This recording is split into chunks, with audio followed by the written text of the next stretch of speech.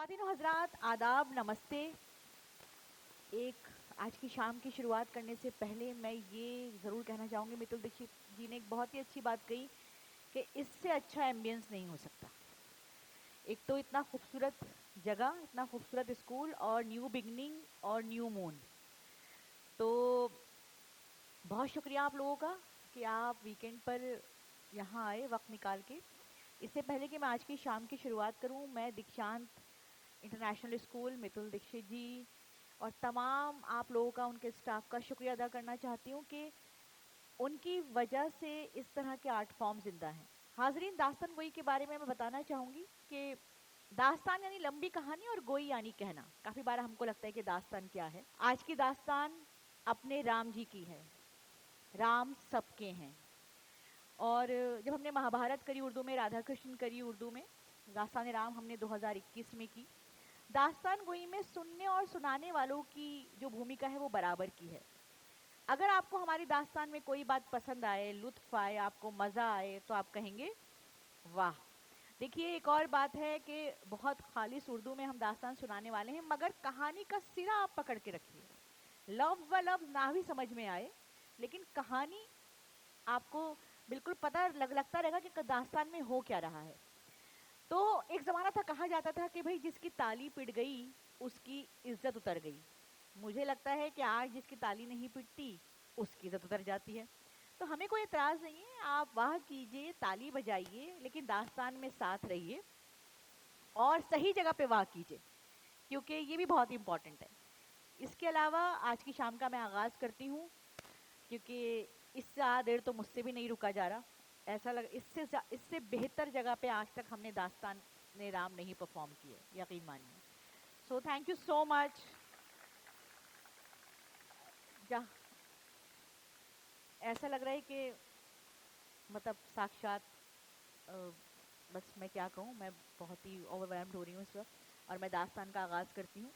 तो हाजरीन, पेश है दास्ताने राम।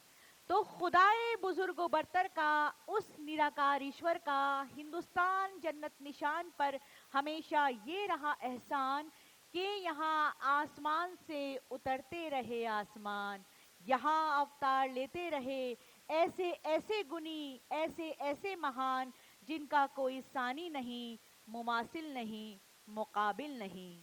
खासतौर से मर्यादा पुरुषोत्तम राम के वजूद पर हिंदुस्तान को हमेशा हमेशा नाज रहा है, और ये नाज सरासर दुरुस्त व बजा है कि उनकी पाक शख्सियत के रूप में हमारी इस पावन धरती को जो नूरानी तोहफा मिला है वो हमारा सबसे बड़ा सरमाया है, और यही सरमाया सदियों से इंसान की मुक्ति का वसीला है।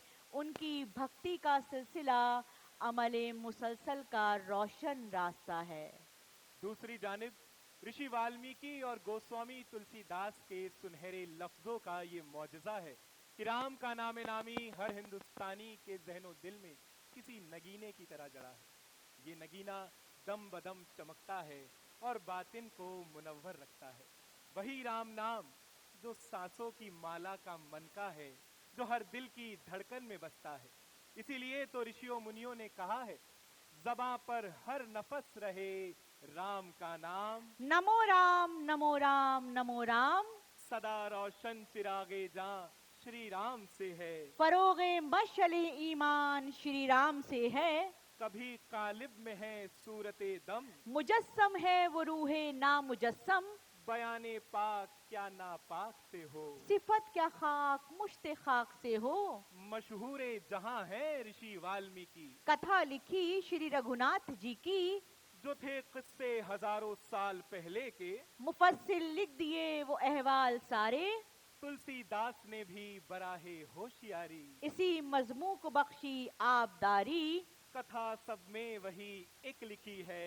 बस सिर्फ हुस्ने बंदिश ही नहीं है, बस सिर्फ हुस्ने बंदिश ही नहीं है। संत तुलसीदास के बारे में पंडित अमरनाथ सरशार फरमाते हैं, क्या हमारी हैसियत है, क्या हमारे पास है। सच ये है सरशार, तुलसीदास तुलसीदास है।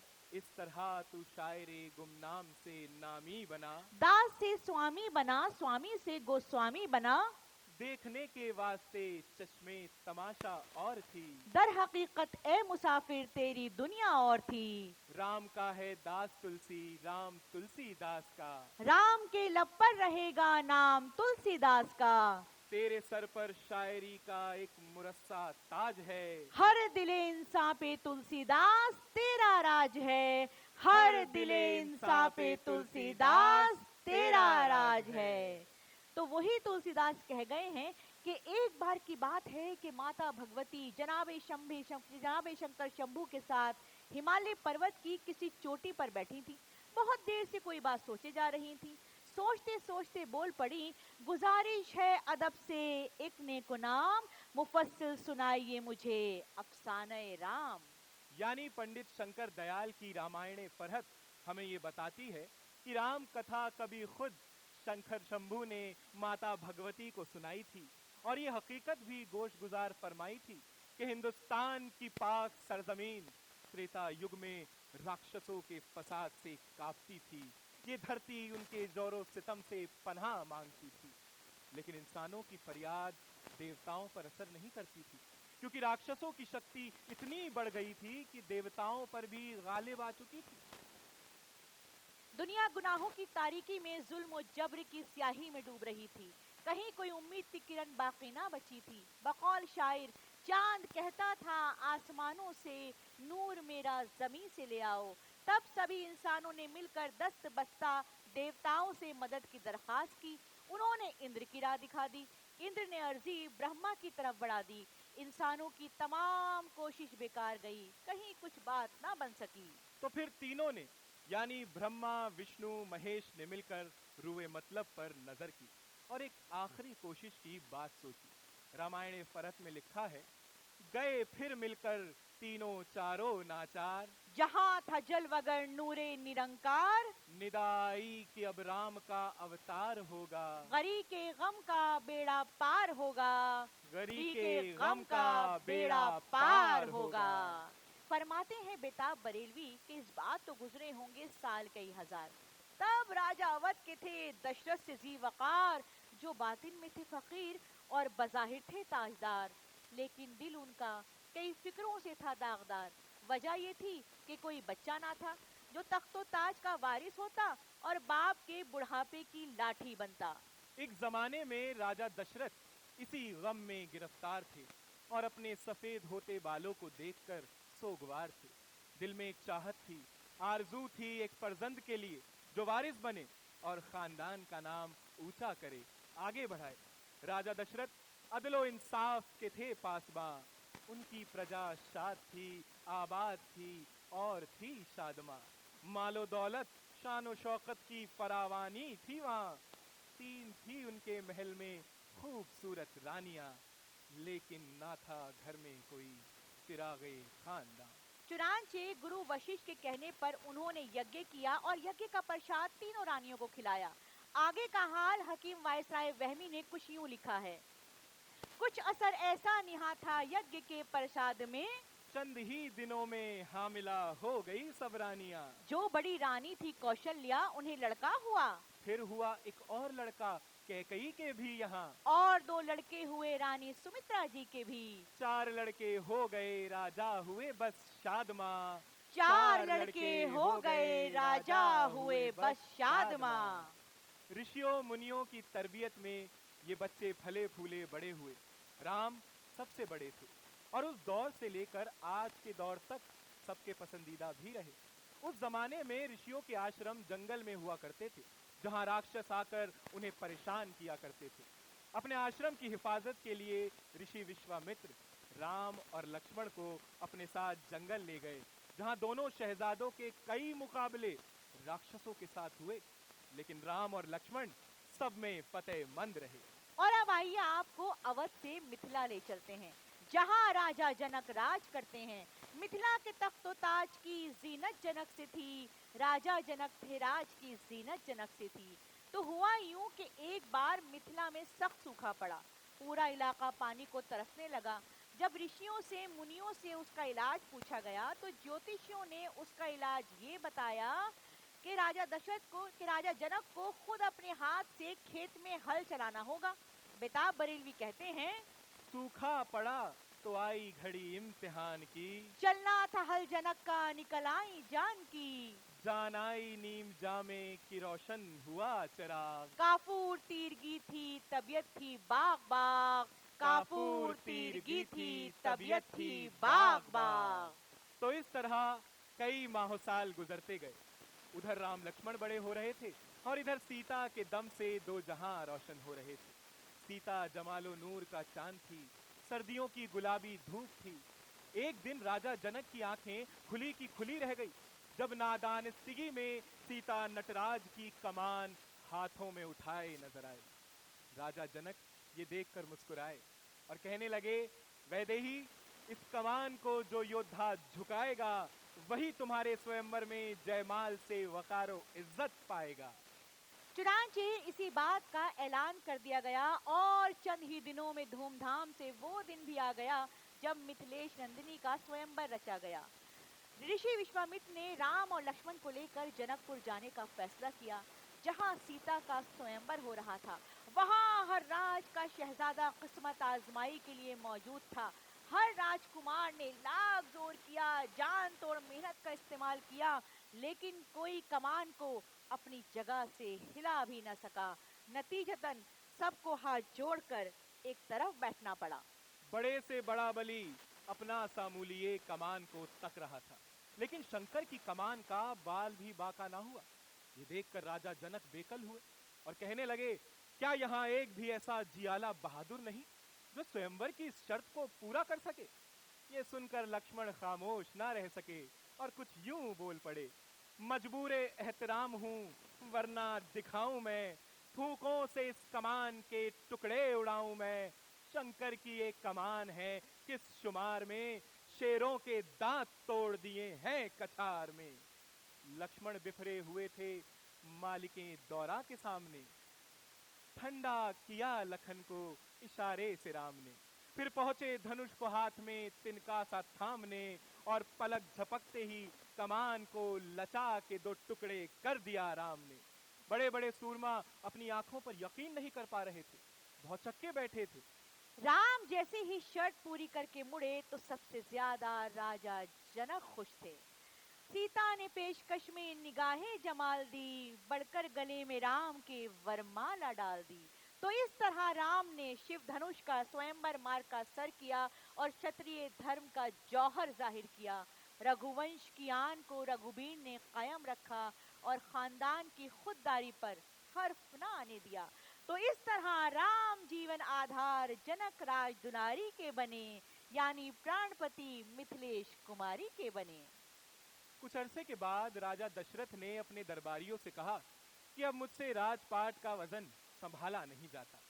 बड़ा बेटा होने के नाते अगर रामचंद्र ये काम कर लेता तो मेरे सर का भार कम हो जाता, मैं सुकून की सांस ले पाता। लेकिन इसके लिए जरूरी है आप सबकी राय होना और फिर राज तिलक का इंतजाम होना। सबने इत्तेफाके राय इस तजवीज को पसंद किया और खुशी खुशी राज तिलक का इंतजाम शुरू हो गया। सभी रानियों का दिल भी इस खबर से बाग बाग था, लेकिन कैकई की मुलाजमा मंथरा का इरादा तो कुछ और ही था। उसने कैकई को भड़काया, खूब फसाद फैलाया, दिल में वसवसा ये कहकर डाला कि अब कल के बाद जो कुछ होंगे राम होंगे और अपने राजकुमार भरत उनके गुलाम होंगे, और राजा जो राम होंगे तो माँ उनकी होंगी रानी और तुम बनोगी दासी अगर तुमने मेरी बात ना मानी। कोने में जाके लेटो, सूरत बना के गम की, होती है जैसी बेवा तस्वीर एक अलम की। जाहिर है कि दशरथ मनाने आएंगे और अगर तुमने ठीक से पत्ते खेले तो वरदान देके जाएंगे। दशरथ पकड़ के बैठ गए यूं सर को हाथ से, जैसे किसी दरख्त को आंधी उखाड़ दे, जैसे किसी दरख्त को आंधी उखाड़ दे। राम के बन जाने का पता जब सीता जी को पता चला तो चेहरा रोशन दर्दो गम से फीका पड़ गया। लेकिन फिर राम को करके मुखातिब सीता ने कुछ यूं कहा कि जो किस्मत का लिखा था सो वो हुआ, लेकिन अब सुन लीजिए मेरा भी फैसला। आपके हमरा मैं भी करूंगी बन की यात्रा, आप जाएंगे जहां मैं भी वहीं पे जाऊंगी, वरना घुट घुट कर फिराक दीद में मर जाऊंगी। लक्ष्मण ने भी सुनते ही कहा, मैं भी राम के साथ जाऊंगा और एक भाई का फर्ज निभाऊंगा। और यूं तीनों के बन जाने का वक्त आ गया। चलते बाप हुए यही राम ने चलते हुए राम ने पूरे एहतराम के साथ कैकई के भी पांव छुए। भरत को भी राम गले लगाना चाहते थे, लेकिन वो कहीं नहीं दिखाई दिए। पूछने पर पता चला कि वो ननिहाल गए थे। और फिर ये तीनों मुसाफिर जंगल की तरफ रवाना हो गए। राम के बन जाने के बाद राजा दशरथ ज्यादा दिन न जी सके और चंद ही दिनों में माली के हकीकी से जा मिले। सीता और राम लक्ष्मण का ये छोटा सा काफिला जब दंडक वन पहुंचा तो वहां का पत्ता पत्ता बूटा बूटा उनके दीदार से खिल उठा। जंगल में सब ठीक ठाक ही चल रहा था कि एक दिन जंगल में एक नया गुल तब खिला जब शूर्पनखा का वनवासियों से सामना हुआ। शूर्पनखा आई राम के पास परी बनकर, अदाएं हुस्न की दिखलाई खूब तन तन कर। नजर उठा के भी उसको न राम ने देखा। तो खुद ही शूर्पनखा ने मजे मजे से कहा, जवान कोई नहीं है जहान में तुम सा, जवाब कोई नहीं है औरतों में मेरा। हमारा और तुम्हारा गजब का जोड़ा है। न हुस्न कम है किसी में, न नाज थोड़ा है। सुनी जो राम ने बकबक तो मुस्कुरा के कहा, वो देखो सामने बैठी है मेरी महलका। नजर जो हुस्न पे सीता के पड़ गई उसकी, पसीना आ गया माथे पे दिल ही दिल में घुटी। वहां से आई वो लक्ष्मण के पास घबरा कर। की तमाम यही दास्ता वहां जाकर। जो सुन चुके तो कहा हंस के उसने लक्ष्मण ने, जो राम कह दें वही हम करें बेखटके।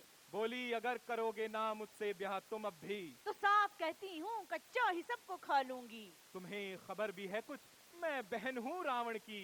चमन की हूँ जो परी तो प्रेत हूँ बन की। था ऐसा रूप भयानक कि डर गई सीता। तो बढ़ के राम ने लक्ष्मण को कुछ इशारा किया। पलक झपकते ही तेजी से बढ़ के लक्ष्मण ने पकड़ के बाल वहीं नाक कान काट दिए। कटी जो नाक तो वो मिनमिना के चिल्लाई, यही मचाती हुई शोर एक तरफ भागी। अभी मैं भाई को अपने यहाँ बुलाती हूँ। कटी है नाक तो तुमको मजा चखाती हूँ। आगे का हाल पंडित राधेश्याम ने कुछ यूं लिखा कि शूर्पनखा का इंतकाम लेने पहले खरदूषण लड़ने आए, लेकिन मारे गए। शूर्पनखा जब रावण के पास पहुंची तो वो शराब के नशे में चूर था। शूर्पनखा ने भी जलती पर तेल डाला। अरे पड़े तेरे जाम पे और आराम पे खाक, तेरे जीते जी मेरी कट गई नाक, मेरी नाक गई सो गई। अब अपनी नाक संभालो तुम, जग में जब ऊंचा नाम नहीं तो नकटा नाम धरा लो तुम। नाकारे मेरा तो दम नाक में है, तेरी दुहाई है। मैं जितनी रुसवा होती हूँ वो सब तेरी रुसवाई है। ये सुनकर रावण का नशा हिरण हो गया, उसकी आंखों में खून उतर आया। रावण ने तुरंत मारीच को बुलवाया और रातों रात एक मंसूबा बनाया। मारीच ने एक सुनहरी साजिश का जाल बुना जो रावण को बेहद पसंद आया। मारीच था आगे आगे और रावण था पीछे पीछे। खुफिया मंसूबा था तो बस वही थे, लाव लश्कर नहीं लाए थे। रावण था डाल डाल तो मारीच पात पात।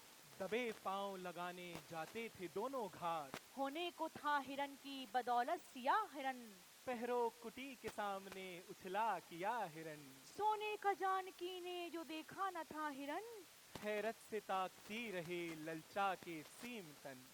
तो जैसे कि उम्मीद थी सीता जी को हिरन पसंद आ जाता है, लेकिन वो तो एक छलावा है जो कभी दूर तो कभी पास नजर आता है। सीता का दिल मचल मचल जाता है। सीता की जिद पर राम शिकार को जाते हैं और जब देर तक वापस नहीं आते हैं तो सीता के मन को कई वसवसे सताते हैं।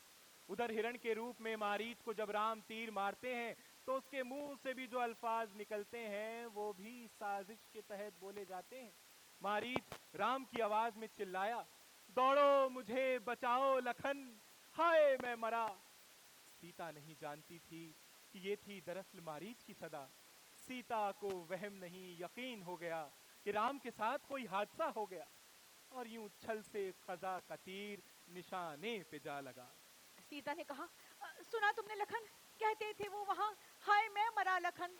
लक्ष्मण तुम्हें पुकारते हैं वो, गजब हुआ खुदा के, वन में उनके न टूटे कोई बला।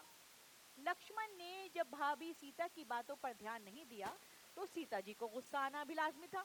नाराज होके बोली, इस कान से उड़ा दिया, उस कान से सुना, भाई नहीं कसाई हो तुम, देखते हो क्या।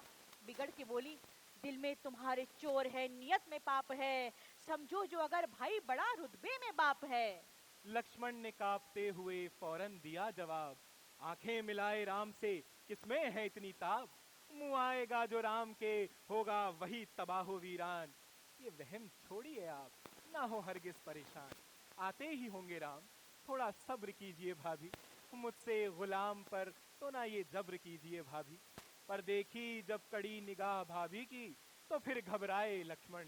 होनी बदी बदी थी, रौब दाब में यू आए लक्ष्मण। तानों से बार बार के सख्त झुंझलाए लक्ष्मण। लब पर अदब से फिर ये वचन लाए लक्ष्मण, कुर्बान लखन हजारों हो इस हट पे आपके भाभी। आए किसी का पैर न चौखट पे आपके भाभी। मैं खींचता हूँ तीर से कुंडली का एक निशान, देना पड़ेगा जब्त तहम्मुल का इम्तिहान। बाहर निकल के पाओ न इससे जो आएगा, शर से जती का तेज सती को बचाएगा। शर से जती का तेज सती को बचाएगा। ये कह के लक्ष्मण तो हुए जंगल को रवां। बाने में अब फकीर के लंकेश था आया। सीता की शक्ल देख समझ गया वो खबीसो शैतान कि ये नादा अपने शौहर की फिक्र में है, कितनी परेशान। बोला, अलख निरंजन, है कोई दाता जो दे सके भूखे फकीर को भिक्षा। भूखा हूँ 3 रोज का, अगर तू पेट का शोला बुझाएगी तो हर तरह से खैरो बरकत पाएगी। सीता जी ने रेखा के अंदर से भीख देनी चाही, लेकिन ये बात रावण को पसंद नहीं आई। उसने बोला, रेखा के बाहर दे जा माई, जोगी बाबा लेते नहीं इस तरह की भिक्षा माई। रावण। सीता ने कहा, क्षमा कीजिए महाराज, मैं ये रेखा छोड़ सकती नहीं हरगिज। ये आन है मेरे देवर की, मैं इसे तोड़ सकती नहीं हरगिज। रावण बोला, अगर तू भिक्षा लकीर के बाहर देकर जाएगी तो तेरे पति पर आंच भी ना आने पाएगी। जानती नहीं है तू कि कितनी मनहूस है ये घड़ी। पल भर हुई जो देर तो साथ वो आएगी कि तेरी इस धुलमुल में बेवजह जान शिकारी की जाएगी। ये सुनते ही जाल में फिर आई जानकी, कुंडली से तिल मिला के निकल आई जानकी। और यूं हर ली गई जो वन में तो बहुत पछताई जानकी। रावण ने सीता को विमान में डाला और लंका की जानिब उड़ चला। जंगल में रहने वाले जटायु ने जब ये मंजर देखा तो एक अबला पर वो ये जुल्म बर्दाश्त न कर सका।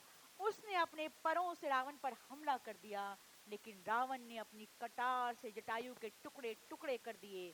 जटायु के गिरते ही पूरा जंगल अंधेरे में डूब गया।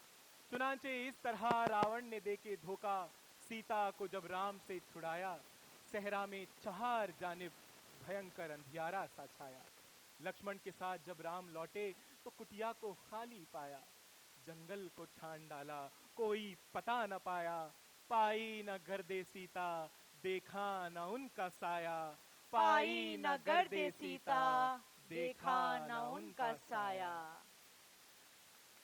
सीता की तलाश में जब राम जानिबे लंका चले तो कई अच्छे लोग भी उनके लश्कर में आ मिले। लोग एक एक करके राम के लश्कर में शामिल होते जाते थे। सब लोग रावण को कैफर किरदार तक पहुंचाकर ही दम लेना चाहते थे। इसी हवाले से सुग्रीव मिले, हनुमान और उनके साथी मिले। बाली के जुल्म जोर से सुग्रीव था तबाह। मानी हुई है बात कि है दिल से दिल को राह। रघुबर ने अपना सा हाल देखकर की मेहर की निगाह। बाली में ये सिफत थी कि दुश्मन का ना सिर्फ जोर हो सामने तो उसमें खिंचाए करके जोर। जाहिर में थी वो आन, नाता जिसका और छोर। अंदर से वो जलील था कि था उसके मन में चोर। जब जुल्म बड़ा हद से तो रघुबर की नजर में आया। चुनाचे उस सितमशियार को रघुबर ने आड़ से मारा। बाली का एक बाण में किस्सा हुआ तमाम। रावण से अब जटायु का लेना था इंतकाम। सो नील और नल को मिला तामीर पुल का काम, और उन्होंने दे दिया पानी पे तैरते पत्थरों को एक मकाम। इस्तेकाम बचता था और तबल से खड़कती थी सुबह शाम। सेना का धूमधाम से बढ़ता था एहतमाम। इधर तो इन तैयारियों का जोर शोर था, उधर हनुमान जी को लंका जाकर सीता जी का पता लगाना था। सीता जी अपने ख्यालों में गुम थी, रो रो के ताबो ताकत सारी वो खो चुकी थी और मिलने से राम के मायूस हो चुकी थी। तभी पवन पुत्र ने पहले शीस नवाया, फिर झुककर अदब से पांव पर बजरंग ने कुछ यूं फरमाया। माता न हो निढाल, बुरा वक्त टल गया। पुल बंद रहा है, कूच का सामान हो चुका। अब आए राम, खाक में लंकेश अब मिला। दुनिया की फिक्र छोड़ के भगवत का नाम लें। अंगूठी ये उठाएं मेरी, राम राम लें। आंखों से अंगूठी लगाई अभी अभी। बिछ बिछ के दोनों हाथ हनुमान ने उठाए। बिछ बिछ के दोनों हाथ हनुमान ने उठाए। सीता जी से आशीर्वाद लेकर हनुमान बाहर अशोक वन को आए और अब राजमहल की तरफ बहुजलत कदम बढ़ाए। पेड़ों को रौंदते हुए महलों पे दंदनाए। ये तांडव देखकर मच गई हरसमत हाय हाय। लोगों ने दौड़ भागकर रावण को दी खबर। रावण ने देखा ना था ऐसा कोई निडर। चिढ़ गया वो शरारते बजरंग देखकर। कहने लगा, बानर भी क्या बला है कि चलता नहीं है बस। होता नहीं मकाम से अपने वो टस से मस। अरे सितम जरीफ की गर्दन मरोड़ दो। अग्नि लगा के पूछ में बानर की छोड़ दो। बजरंग को था राम के लुत्फो करम पे नाज। हुक्मे सजा पे दिल में हंसे हो के सरफराज। शोले हुए बुलंद तो दुम भी हुई दराज। झक्कड़ की हाय हूँ से बुलाया हवा ने साज। लंका फुकी की एक चितासी भड़क उठी। दोजख के पेशवाओं की छाती धड़क उठी। पक्के थे अपनी धुन के धनी बात के बली।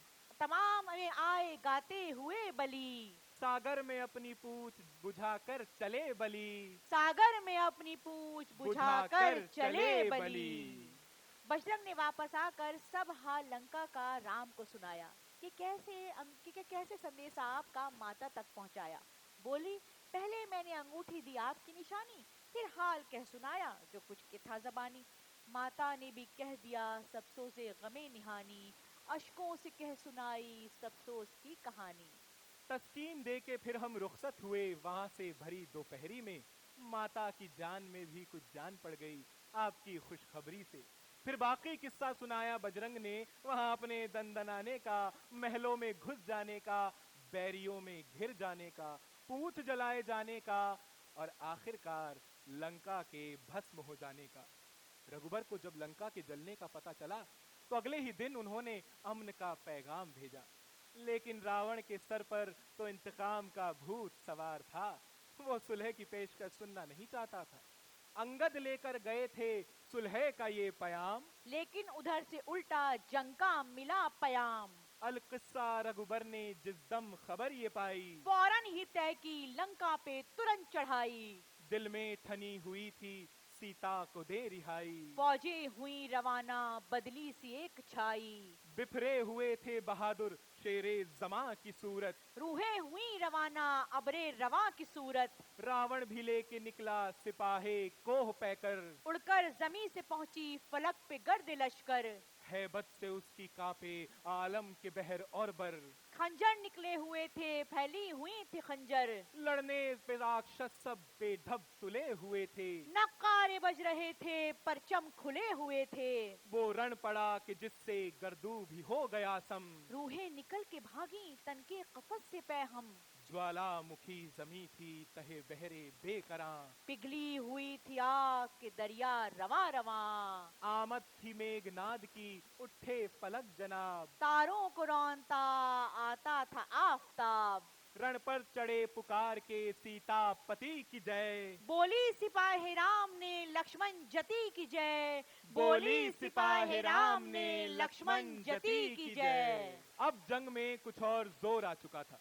कोई नहीं जानता था कि आगे क्या होने वाला था। क्या दुश्मन ने अपने दिल में ठाना था? क्यों मेघनाद बार बार अपने निशाने को घूरता था? लक्ष्मण की शुजात को लेकिन किसी बात से मतलब ना था। तभी अचानक घमासान युद्ध के दौरान मेघनाद का फेंका शक्ति बाण लक्ष्मण जति को लग गया। ये देखकर लश्करे राम में अंधेरा सा छा गया। लक्ष्मण को जख्मी देखकर तड़प उठे राम, लश्कर में मच गया दिलदोज भयानक कोहराम। बेताब बरेलवी कहते हैं, आगोशे शमे तूर में लहराए लक्ष्मण, रघुबर तड़प के चीख उठे हाय लक्ष्मण, रघुवंश का चराग है गुल वाए लक्ष्मण, आई तुम्हारी काश मुझे आए लक्ष्मण, बाजी लगा के छूट गए खुद तो जान की, कब तक तकेगी राह बताओ तो जानकी, दिल चीर के दिखाऊं तो कैसे दिखाऊं मैं, लाऊं कहाँ से हाथ के खंजर उठाऊं मैं, इतना बड़ा कलंक कहाँ तक छिपाऊं मैं, लक्ष्मण तुम्हारे साथ कहीं मर भी जाऊं मैं, अपना मैं सर दबाऊं कि तुम पर हवा करूं, बेदस्त तो पाहूं आज बताओ मैं क्या करूं, खंजर कहाँ का पांव उठाया न जाएगा, मुझसे किसी को मुंह भी दिखाया न जाएगा, अश्कों से दिल का दाग मिटाया न जाएगा, फूकों से ये चिराग बुझाया न जाएगा, फूकों से ये चिराग बुझाया न जाएगा। राम ये बातें कहते जाते थे और लश्कर के लोगों के आंसू बहते जाते थे। राम को बैन करते देखकर सब लोग बदहवास थे, छाई हुई थी गम की घटाएं उदास थे। ये सब विलाप सुनकर विभीषण भी आ गए। तब सबने देखा कि वो सुषेण वैद को अपने हमरा लाए थे। लक्ष्मण को देख के बोले सुषेण कि आसरा मुझे परमात्मा का है, लेकिन दुश्वार वक्त पे मिलना दवा का है।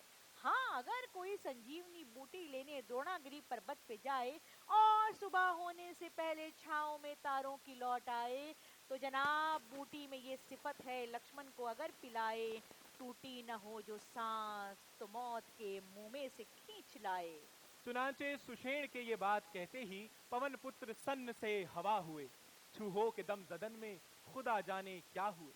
अब आलम ये था कि एक तरफ तो हनुमान बूटी ढूंढने में मसरूफ थे और दूसरी तरफ लक्ष्मण का सर गोद में लिए राम परेशान बैठे थे। उम्मीद की किरण सिर्फ हनुमान थे जो न जाने कहां थे और सब उन्हीं के इंतजार में बेचैन थे। नागा शोर मच गया सारी सिपाह में, पर्वत से बूटी लेके हनुमान आ गए। बिगड़े हुए दिलों के ख्वाब आ गए, संजीवनी ने मौजिजा अपना दिखा दिया, फिलफौर महवे ख्वाबे अदम को जगा दिया। उठते ही लक्ष्मण ने लिए राम के कदम, दोनों बड़ा के हाथ गले से लगे बहम। हर सू सदा बुलंद हुई खास आम की, जय हो लक्ष्मण की, जय हो महाराज राम की, जय हो लक्ष्मण की, जय हो महाराज राम की। लक्ष्मण के वापस आते ही अब जंग में और जोर आ चुका था। अब उन्होंने और जोश के साथ रावण की फौज पर हमला करने का फैसला किया। धौंसे पे चोट पड़ते ही सेना में छिड़ गई, रावण की फौज राम की सेना से भिड़ गई। दोनों जानिब के सिपेदार जरी जंग में आए काम, कोई भी मैदान से हटने का ना लेता था नाम। घोड़ा उड़ाए जाते थे लक्ष्मण के मौजेबाज, पाखर जमाए दूर से आता था मेघनाद। यूरिश हुई इधर से उधर से मिला जवाब, नरगा किया सिपाह ने बढ़ते गए जनाब। बदली जो छाड़ दी थी माहे तमाम ने, लड़ने हवा से कोई ना आता था सामने। आए हुमक के लक्ष्मण जती कछार में, आता है जैसे शेर हुमक कर कछार में। डाला जती ने हाथ लपक के कमान पर, चुटकी में मान मौत का साया था बाण पर। दो तीर एक साथ चले आसमान पर, बदली हुई निगाह थी सर की उड़ान पर। उड़कर गिरा जो गुंचा सा कदमों में राम के, पैदा हुजूर सुबह थे आसार शाम के। गिरते ही मेघनाद के फैली वो सनसनी, आई न काम वक्त पे कुछ तीर अफगनी। तस्वीर थी कहीं न वो तस्वीर का धनी, बैठे बिठाए जान पे रावण के आ बनी। बैठे बिठाए जान पे रावण के आ बनी। अगले दिन जंग का मंजर था बिल्कुल जुदा। लंका की फौज में जब और कोई सूरमा ना बचा तो रावण को खुद मैदान में आना पड़ा। लंकापति को दूर से देखा जो राम ने, उड़ती हुई सी गर्द नजर आई सामने, उठे तड़प के सूरते अबरे रवा चले। लंका के साथ जानिबे नंगे जमा चले। और जब आखिरकार दोनों का आमना सामना हुआ तो मेहदी नज़मी के अल्फाज में राम से युरावण मुखातिब हुआ। बातिल का शहरयार हूँ, जुल्मत का ताजदार। 10 सर हैं 20 हाथ हैं, देखो मेरा वकार।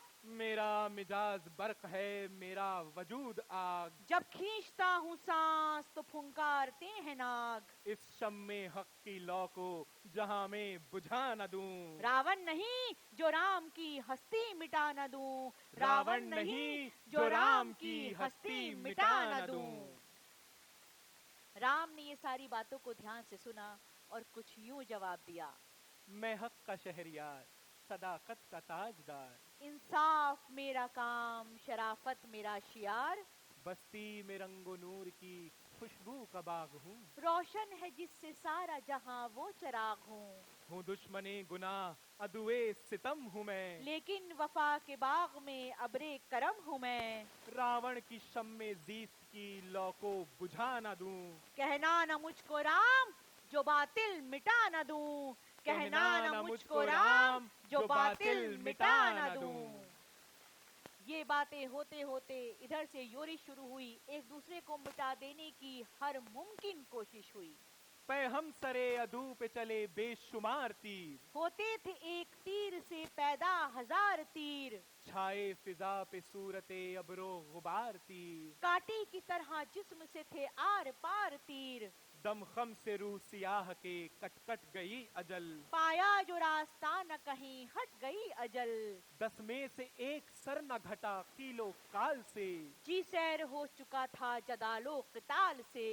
कटने लगी थी तेग भी टकरा के ढाल से। रावण को खौफ नाम को भी था न काल से।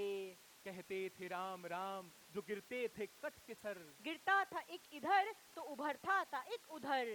अमृत भरा हुआ था सितमगर की नाफ में। आबे बका की नहर थी दामाने काफ में। नागा एक तीर लगा आके नाफ पर। दोहरी हुई थी टूट के टूटी हुई कमर। लुढ़का जमी पे मौत ने दी दावते सकल। हाथों पे बढ़ के रोक लिया राम ने मगर। आगोश में सुला के उसे राम कर लिया। दी वो जजा के बंदे बेदाम कर लिया। दी वो जजा के बंदे बेदाम कर लिया। लंका को जीत कर राम ने एक बार लंका को फिर से जन्नत बनाया और विभीषण को लंका की गद्दी पर बिठाया। चूंकि श्री राम की जीत का सबको पता चल चुका था, सजी हुई थी अयोध्या पूरी किसी दुल्हन की तरह कि आज जलवा फिगन होने वाला था ताजदार अवध का। भरत और शत्रुघ्न बांधे हुए दिल में आस बैठे थे। सभी मंत्री दरबारी ख्याले राम में महवे से पास बैठे थे। खड़ावे राम की रखी थी राज सिंहासन पर। भरत अदब से सर झुकाए पास बैठे थे। आंखें बिछाए सभी मुंतजिर थे कि शाही निशान आ पहुंचा। पलक झपकते ही पुष्पक विमान आ पहुंचा। रघुबर जति सती को लेकर फिर उतरे अपने घर। ठंडा था उनको देख के माताओं का जिगर। माथे को चूमती थी कभी बलाएं लेती थी। सदका उतारती थी कभी दुआएं देती थी। दिल खुशी से कभी पहलू में उछल पड़ता था। हो मुबारक कभी मुंह से निकल पड़ता था। हो मुबारक कभी मुंह से निकल पड़ता था। सगे संबंधी यूं हुमक के आए कि जैसे प्यासों को अमृत का जाम मिल जाए। खुशी की लहर सारे अवध में यूं फैली कि जैसे अमावस को पूनम का चांद मिल जाए। जलवरे रुख से हुआ राम के आलम रोशन। भर गया उम्मीद के फूलों से हर एक दामन। मोहिनी शक्ल जो रघुबर की नजर आती थी, आँख ताजीम से जनता की झुकी जाती थी। मुद्दतों बाद फलक ने ये नजारा देखा। कामयाबी के फलक पर राम सितारा चमका। फिर चिराग घी के जले घर घर अवध में उजाला हुआ। कदम जो राम के आए तो फिर बोलबाला हुआ। 14 बरस के बाद चिरागा अवध में था। फिर 14वीं का चांद दरख्शा अवध में था। इस शबे रंगीन का आलम कितना अनोखा था, कितना निराला था कि जिसने हिंद को फिर सरापा नूर के सांचे में ढाला था। वही शब थी तजल्ली की, वही शब थी चरागों की, वही पहली दिवाली थी। बदी पर जीत की रिवायत जिसने डाली थी, बदी पर जीत की रिवायत जिसने डाली थी, बदी पर जीत की रिवायत जिसने डाली थी, बदी पर जीत की रिवायत जिसने डाली थी। बहुत बहुत शुक्रिया शुक्रिया ख्वातीन हाजी। हजरात।